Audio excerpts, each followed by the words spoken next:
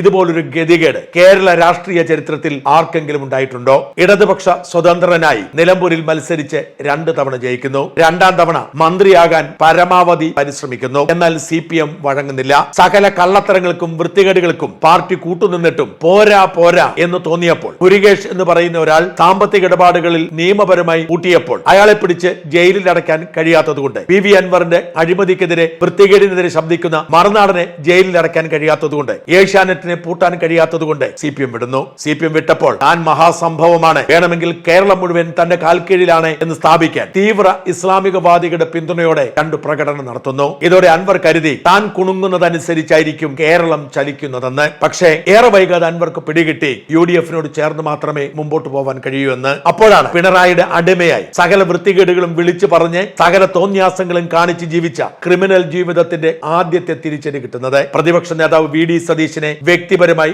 ആക്രമിക്കുകയും 150 കോടിയുടെ അഴിമതി നടത്തി തുടങ്ങിയ കള്ള ആരോപണങ്ങൾ ഉണ്ടാക്കുകയും ചെയ്തപ്പോൾ തന്നെ കുറിച്ചു വെച്ചിരുന്ന സതീശൻ അവസരം കാത്തിരുന്നു. പുറത്ത് ചിരിച്ചു കാണിച്ചപ്പോഴും സമയമാവട്ടട പണി തരാം എന്ന മനോഭാവത്തിലായിരുന്നു സതീശന് മുമ്പോട്ടുള്ള പോക്ക്. സതീശനെ ഒതുക്കുന്നതിന് വേണ്ടി ലീഗിന്റെ കാലിലും പോയി പിടിച്ചു. അങ്ങനെ എല്ലാ നീക്കങ്ങളും നടത്തി പല പാർട്ടികൾ ഉണ്ടാക്കി. ഒടുവിൽ മുന്നണി പ്രവേശനത്തിന് ശ്രമിച്ചപ്പോൾ അതിന് വിഘാതമുണ്ടായി. മുന്നണിയോട് സഹകരിച്ചു പ്രവർത്തിച്ചോളാൻ പറഞ്ഞു. താൻ പറയുന്ന നേതാവിനെ സ്ഥാനാർത്ഥിയാക്കണം എന്ന ആവശ്യവും ഒടുവിൽ കോൺഗ്രസ് പുല്ലുപോലെ തള്ളിയപ്പോൾ യഥാർത്ഥത്തിൽ സ്വയം കുഴിച്ച കുഴിയിൽ വീണ് ശവദാഹത്തിനു വേണ്ടി കാത്തിരിക്കുന്ന ഒരു മൃതപ്രായനായി മാറി PV അൻവർ.